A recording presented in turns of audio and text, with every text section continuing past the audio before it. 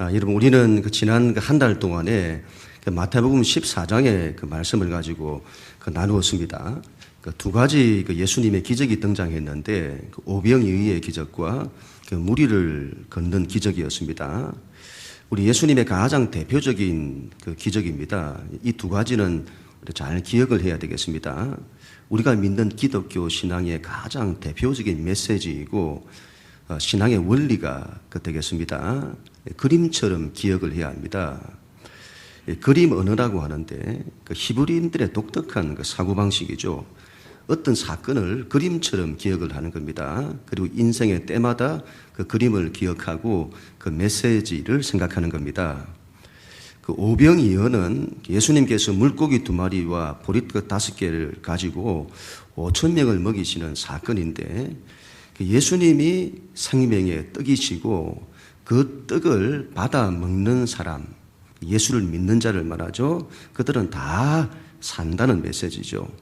예수님께서 생명의 창조자이심을 말씀하는 겁니다. 그리고 그 일에 제자들을 동참케 하시는데 중요한 메시지죠. 예수님 믿는 우리 보고 너희는 생명을 만들어내는 사람이 되라고 하시는 겁니다. 두 번째, 무리를 걷는 사건은 이 물 바다는 히브리인들에게는 혼돈과 어둠과 죽음을 상징한다고 했습니다. 그 위를 걷는 예수님께서 혼돈과 어둠과 죽음의 정복자이심을 말씀하는 겁니다. 그 일에도 제자들을 동참케 하십니다. 중요한 메시지죠. 너희는 인생의 바람과 파도를 정복하라. 삶의 혼돈, 어둠, 죽음까지도 정복하라는 말씀입니다. 어떻게 생명을 만들어내고 어떻게 죽음의 권세도 이기는지 그 방법까지도 말씀을 하셨습니다. 우리가 그림처럼 기억을 하고 삶에서 때마다 적용해야겠습니다. 예수님의 기적이 크게 일어나는데 그것과 함께 예수님에 대한 반대도 크게 일어납니다. 먼저 정치적인 반대가 있었습니다. 세례 요한의 죽음 이후에 이스라엘의 군중들의 관심은 예수님에게 집중이 됩니다. 그래서 정치 권력이 반대하는 겁니다.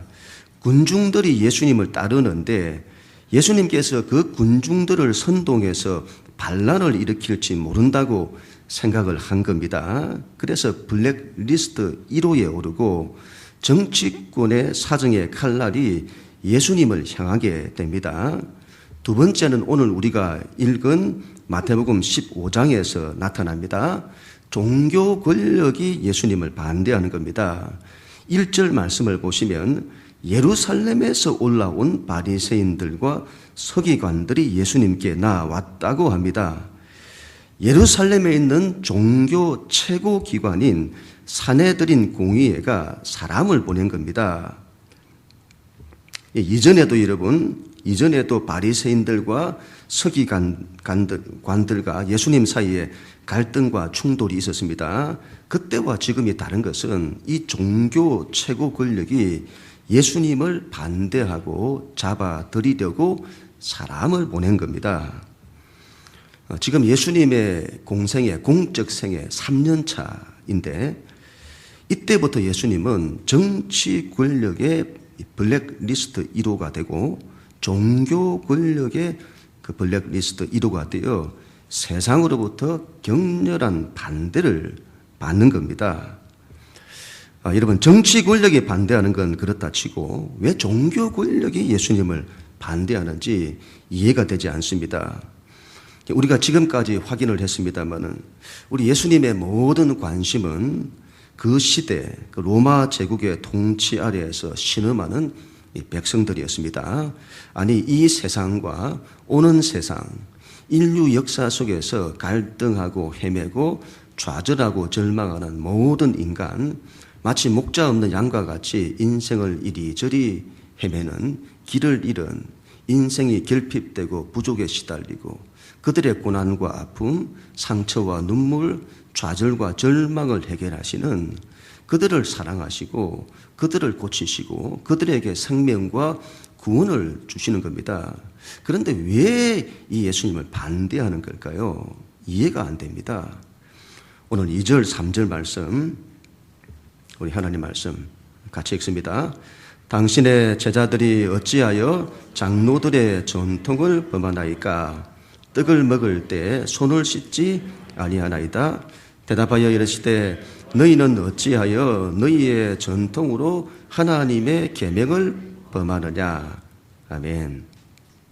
손 씻는 문제를 가지고 예수님을 반대하는 겁니다. 정결법이라고 하는데 당시 여러분 유대인들은 식사를 할 때 손을 씻어야 했습니다. 그런데 예수님의 제자들이 손을 안 씻고 떡을 떼어 먹는 겁니다. 여러분 밖에서 들어오면 이 손부터 씻어야 할 것 아닙니까? 그런데 손도 안 씻고 밥을 먹는 겁니다. 요즘 저희 집에 아이가 그렇게 안 합니다만은 제가 누군지는 말씀을 안 드리겠습니다. 손톱을 물어뜯어요. 손톱을. 손에서 제일 더러운 게 손톱 아닙니까? 손톱을 물어뜯어요. 그것뿐만이 아닙니다. 코딱지를 파서는 그걸 또 먹어요. 코딱지를. 이런 그 정도는 아니겠습니다만은 예수님의 제자들이 씻지를 않고 음식을 먹는 겁니다. 여러분 이 문제는 간단치 않습니다. 당시 유대인들에게 손을 씻는 문제는 굉장히 중요한데 단순한 청결의 문제가 아니라 정결을 말하는 겁니다. 청결이 아니라 정결. 위생적인 문제가 아니고 종교적인 문제라는 겁니다. 유대인들은 하나님 앞에 나아갈 때에 부정한 모습으로 나아가면 안 된다는 그런 생각이 굉장히 크죠. 깨끗해야 한다는 겁니다. 이런 목욕 재개하고 교회 오시는 분들 계시죠? 목욕 재개하고. 어떻게 하나님 앞에서 그냥 나가냐는 겁니다. 몸을 깨끗하게 해야 한다는 거죠. 굉장히 좋은 의도 아닙니까? 그런데 당시 유대인들이란 좀 특별한데 하나님의 말씀을 잘 지키려고 했던 의도는 좋은데 너무 심했던 것 같습니다. 율법을 613개 조항으로 나누어서는 지키는 겁니다. 이것은 해야 하고 저것은 하면 안 되고 613개 조항. 그만큼 율법을 철저히 지키려고 했던 거죠. 그래서는 이 열심이 너무 심해가지고 성경에 없는 내용인데 성경 말씀을 잘 지키려고 장로들이나 종교적인 어른들이 세부 조항들을 만들고 그걸 체계화 시킨 겁니다.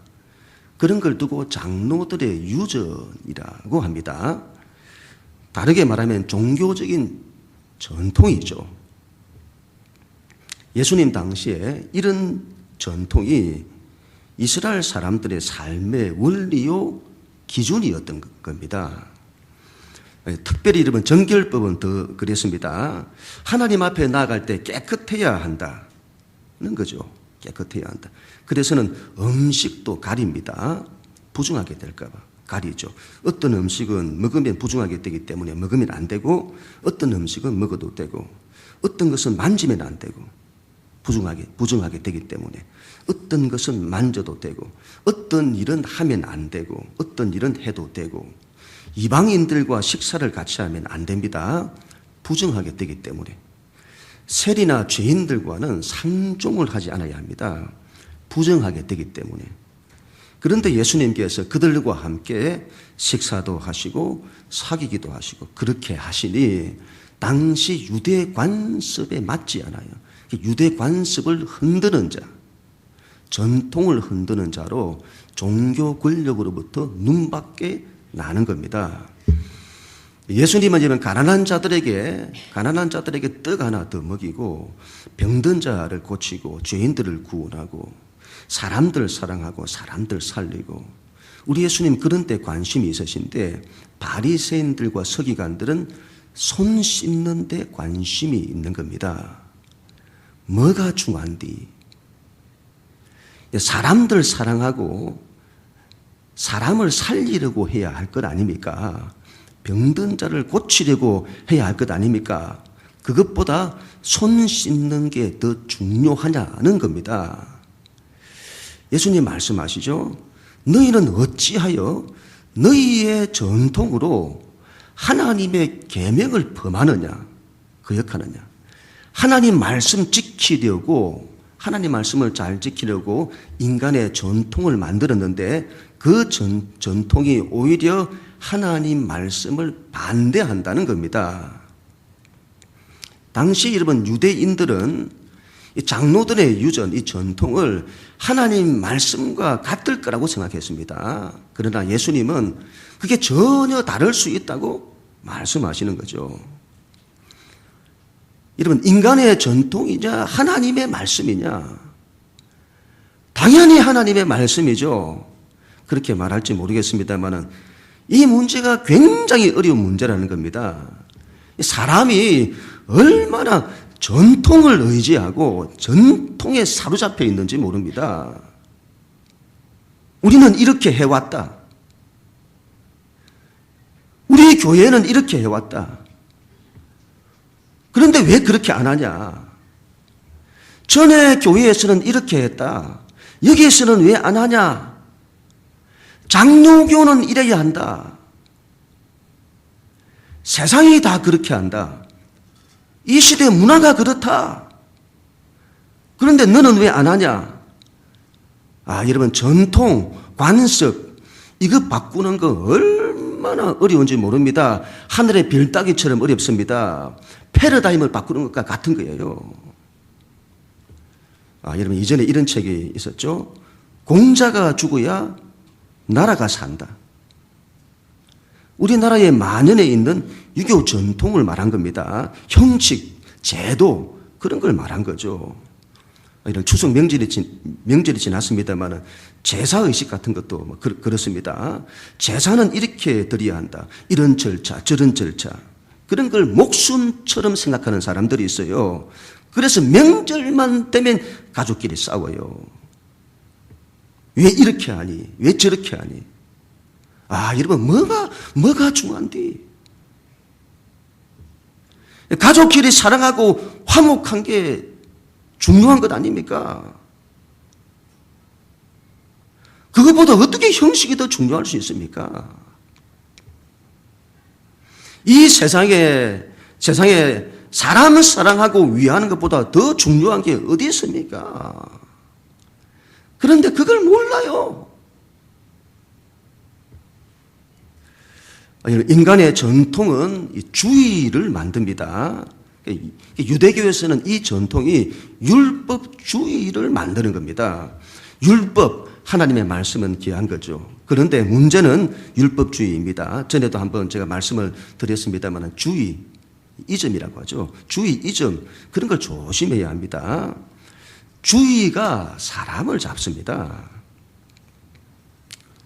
정치란 그 근본이 백성을 돌보는 것 아닙니까? 그런데 정치가 주의에 사로잡히면 문제가 된다.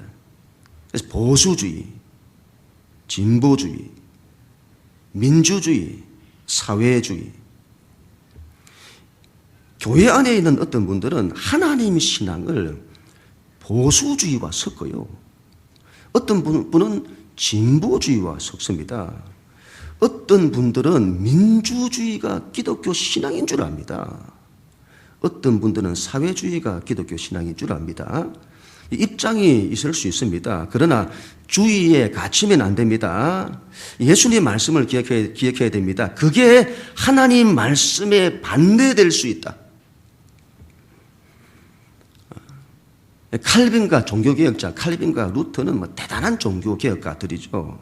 그러나 칼빈주의, 루터주의에 갇히면 안 됩니다. 복음은 중요합니다. 그러나 복음주의에 갇히면 안 됩니다. 은사는 중요하죠. 그러나 은사주의에 갇히면 안 됩니다. 주의가 필요하나 그것에 갇히면 안 된다. 그러면 사람을 죽여요.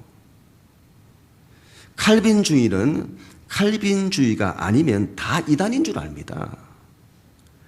복음주의는 은사주의를 틀렸다고 하고 은사주의는 복음주의가 틀렸다고 하고 그래서 싸워요. 교리, 도그마에 갇히면 안 됩니다. 이런 말이 있죠. 장로 교인이 되려고 하지 말고 그리스도인이 되려고 해라. 하나님 말씀에 순종하는 그리스도인이 되려고 해야 하는데 장로교 교리를 따르는 장로교인이 되는, 그러면 안 된다는 말이죠. 인간이 만들어낸 그 어떤 전통과 교리도 하나님 말씀보다 우선될 수 없습니다. 인간이 만들어낸 그 어떤 철학도, 그 어떤 사상도, 그 어떤 이념도, 그 어떤 과학도, 그 어떤 문화도, 그 어떤 관습도, 그것들이 필요하나 그것이 하나님 말씀보다 우선할 수 없습니다. 하나님 말씀에 관심을 두어야 합니다. 하나님 말씀에. 그런데 우리가 하나님 말씀에는 관심이 없고 인간의 전통에만 관심이 있어요. 이슬람도 그렇다잖아요. 종교들이 좀 다 그래요. 이것 때문에 본질을 떠나죠. 이슬람 대부분의 이 무슬림들이 쿠란을 읽지 않고 쿠란에는 관심이 없어요.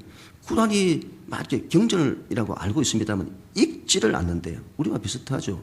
성경 안 읽고 전통에만 관심이 있다는 겁니다.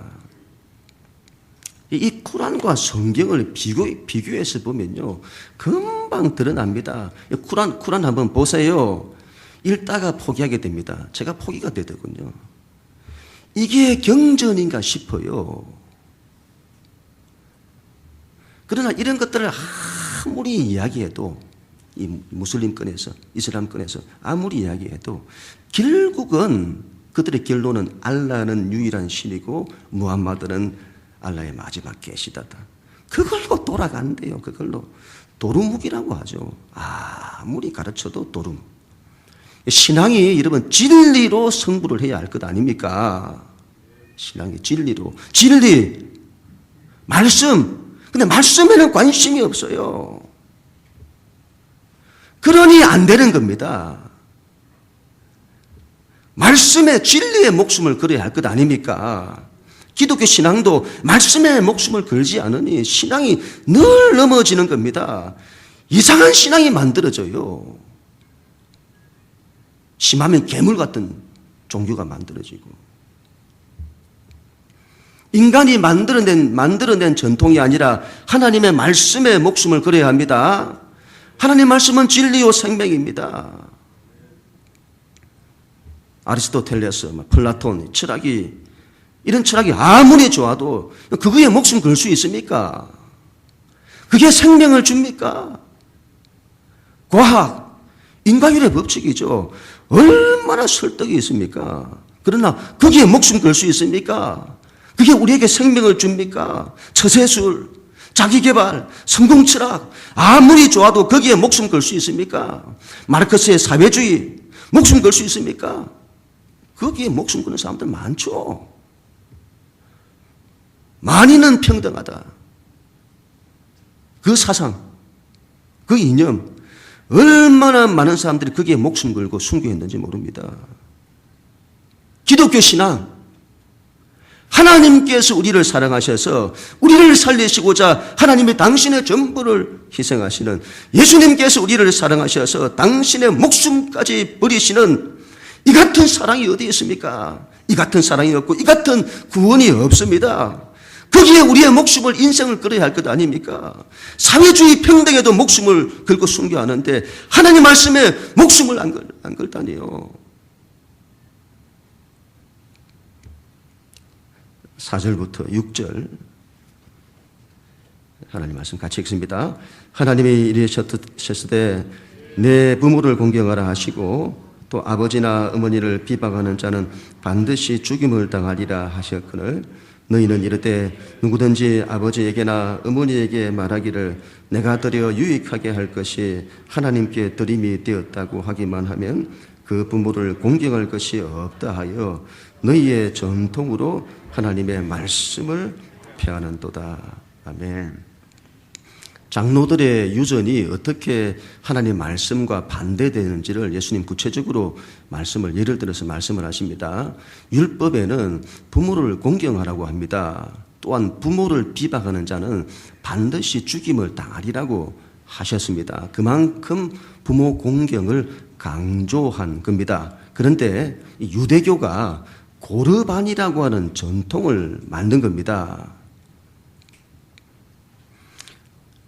자신이 가진 재산을 하나님께 드렸다고만 하면 나머지는 면제받는 겁니다. 하나님께 드렸으니 최고의 헌신을 드린 것 아닙니까? 그러니 나머지는 대충 해도 된다는 식이죠. 고르반. 그런데 이런 경우가 있는 겁니다.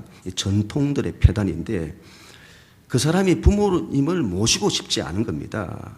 그래서 고르반이라고 외치는 겁니다. 하나님께 드렸다. 그러면 부모님 모시는 걸 면제받는 겁니다.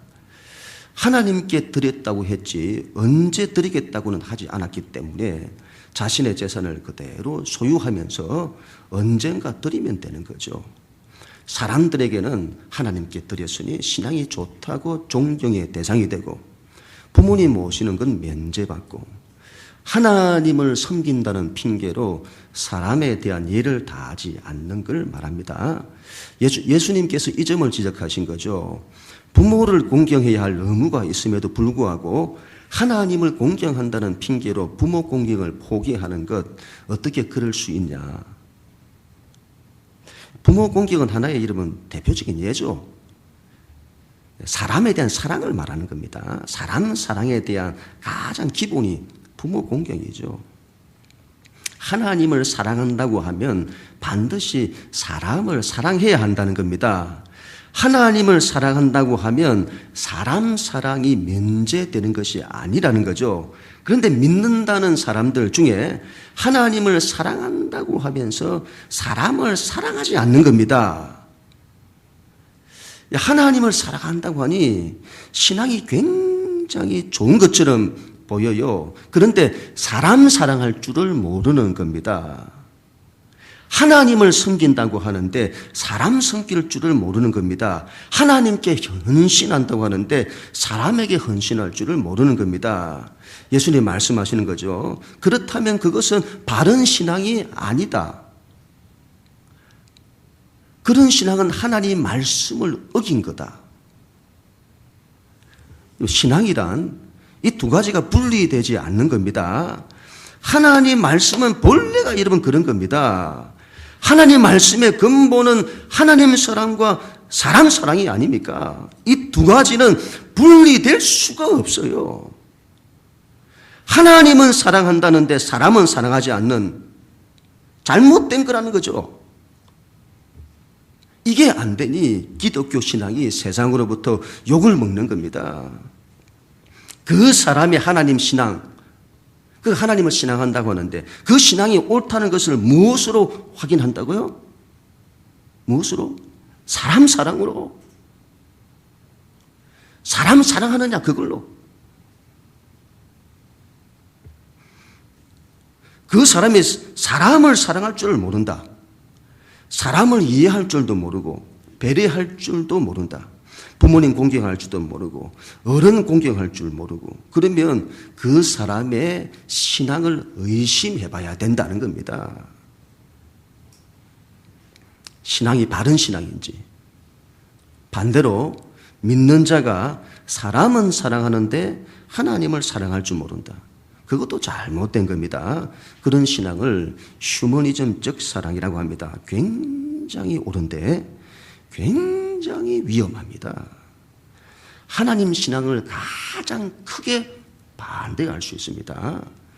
이 두 가지 하나님 사랑과 사람 사랑은 분리될 수가 없어요. 하나님을 위한다고 하면 반드시 이러면 사람을 위해야 합니다. 탈무드에 이런 이야기가 있습니다. 어떤 사람이 랍비를 찾아갔습니다. 부모님을 공경하기 위해서 어떻게 해야 됩니까? 물었더니 그 랍비가 그걸 왜 나한테 와서 묻냐? 디마에게 가서 물어라. 디마라는 이 사람은 지방의회의 의장을 맡고 있는 사람이었는데 어느 날 그의 어머니가 정신이 이상해져서는 다른 의원들이 딱 보는 앞에서 신발을 벗어가지고 자기 아들의 뺨을 때리는 겁니다. 정신이 없으시니 그런 걸 막 좋아하시는 거죠. 얼마나 어이없는 일입니까? 어머니가 정신이 없으니 다른 사람 같으면 얼마나 부끄럽게 생각을 했을까요? 어느 날 또 뺨을 때렸는데 신발이 손에서 벗어나 땅에 떨어졌습니다. 그런데 이 아들이 어머니께서 불편해 하실까봐 얼른 가서 그 신발을 주워다가 다시 어머니의 손에 들려드렸다고 합니다. 부모님에 대한 깊은 공경, 아니 사람에 대한 사랑. 신앙은 그래야 합니다. 하나님을 사랑한다면 반드시 사람을 사랑해야 합니다. 이게 하나님 말씀의 정신입니다. 이런 말씀에 순종해야 합니다. 이것보다 더 중요한 게 없습니다. 8절 9절 같이 읽습니다. 이 백성이 입술로는 나를 공경하되 마음은 내게서 멀도다. 사람의 계명으로 교훈을 삼아 가르치니 나를 헛되이 경배하는도다. 아멘. 너희가 하나님 말씀에 순종하는 것이 아니라 세상의 전통, 문화, 관습, 사람의 가르침, 사람의 교훈을 가지고 가르치니 나를 헛되이 경배하는도다. 다시 말하면 그건 하나님 신앙이 아니다. 헛된 거다. 입술로는 하나님을 공경한다고 하는데 그 마음에 보니 하나님이 없다. 하나님에 대한 사랑도 없고 신뢰도 없다. 그래서 이 모든 문제가 생기는 거다. 11절에서 이렇게 말씀하죠. 같이 읽습니다. 입으로 들어가는 것이 사람을 더럽게 하는 것이 아니라 입에서 나오는 그것이 사람을 더럽게 하는 것이니라. 아멘. 여기서 입이란 단순한 입이 아니라 그 사람의 근본, 마음을 말합니다. 히브리인들에게 마음이란 그 레브라고 하는데 이 마음이란 인간의 모든 감정과 행동의 근본, 그 방향을 결정하는 기관을 말하죠. 마음이 중요하다는 겁니다. 마음을 굉장히 중요하게 여겨요. 겉으로 드러나는 행동보다 더 중요한 게 마음이라는 겁니다. 입으로 들어가는 것이 사람을 더럽게 하는 것이 아니다. 입에서 나오는 것, 그 마음에서 나오는 것이 그 사람을 더럽게 한다. 여러분, 우리가 입으로 먹을 때는 이 먹을 만한 걸 먹죠. 막 더러운 이런 걸 누가 먹습니까? 먹을 만한 걸 먹지 않습니까? 문제는 그게 들어갔다가 이 속에 있는 것이 나중에 뒤로 배설될 때에 더러운 게 나가는 겁니다. 굉장히 단순한 이치죠. 단순한 이치. 제사 음식을 먹어도 되느냐, 안 되느냐. 우리는 신앙의 관심이 거기에 있어요. 그걸 먹는다고 사람이 더러워지고 그런 게 아니라는 말이죠. 바울도 여러분 우상에게 드린 고기 먹지 않습니까? 저는 제사 때 드리는 탕국이 그렇게 맛있더군요. 그런 거 먹는다고 부정하게 되고 그렇지 않다는 겁니다. 사람을 더럽게 하는 것은 그 사람의 마음 안에 있는 거다. 그 사람 안에 있는 악한 생각, 살인, 간음, 음란, 도둑질, 거짓증언, 그런 게 사람을 더럽게 만든다. 자기 마음을 바르게 하는 것, 자기 마음을 깨끗하게 하는 것, 그런 것에는 관심이 없고 밖에 있는 것, 이건 먹어도 되고 이건 먹으면 안 되고 손을 씻어야 하고 손을 씻으면 안 되고, 잘못하면 우리 신앙이 그런 데 관심을 둔다 이 말입니다. 몸은 그렇게 깨끗하게 하려고 신경을 쓰는데 정작 마음을 깨끗하게 하는 데는 신경을 안 쓰는 겁니다. 결국 신앙은 마음의 문제입니다. 그 마음에 하나님께 대한 사랑과 사람에 대한 사랑이 없으면, 그 마음에 하나님 사랑과 사람 사랑이 없으면 모든 것이 헛되다. 헛되이 경배하는 거다. 외모가 중요한 게 아니라 마음이 중요합니다. 형식이 중요한 게 아니라 마음에 있는 내용이 중요합니다. 여러분 예배를 드리는데 마음에 하나님을 예배하지 않으면 그건 예배가 무효다. 구제를 하는데 마음에 어려운 사람을 위해야겠다, 그런 마음이 없이 구제하면 그 구제가 무효다. 마음을 정결하게 해야 되는데 그건 하려고 하지 않고 그런 마음은 없고 몸을 씻고 손을 씻으면 정결하게 되냐? 그건 무효다. 찬양할 때 아무 생각 없이 찬양하면 그 찬양은 무효다. 찬양할 때는 여러분 그 찬양 가사처럼 하려고 해야 합니다. 그렇게 한번 해보세요.